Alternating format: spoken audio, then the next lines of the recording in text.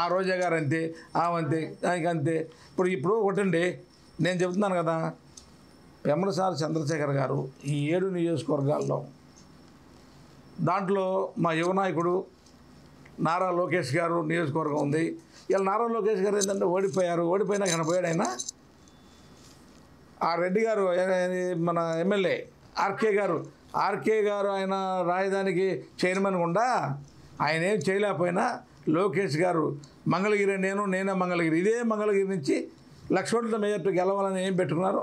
92,000తో మొన్న గెలిచారు లోకేష్ గారు. అక్కడ బీసీలకు కానీ మీరు చూశారు కదా మొన్న అబద్దయ్య గారు మేము చిన్నప్పటి నుంచి పార్టీలో తిరుగుతున్నాం మాతో పాటు. అబద్దయ్య గారు ఆ రోజున గోలి గోపాలరావు గారు కాంగ్రెస్ అబద్దయ్య గారు లోకేష్ గారు ఏ మాట చెప్తే దాని మీద నడుస్తారట. ఆయన కొన్నది ఒక్క మాట అట, ఇది అంటే ఇంకా నడుస్తారట ఆయన. అసలు నడటం కాదమ్మా, మీకు కూడా చెప్తే అనిపించుకో. లోకేష్ గారు ఎన్ని తెలుసుకుంటానికే యువకాలం పెట్టింది.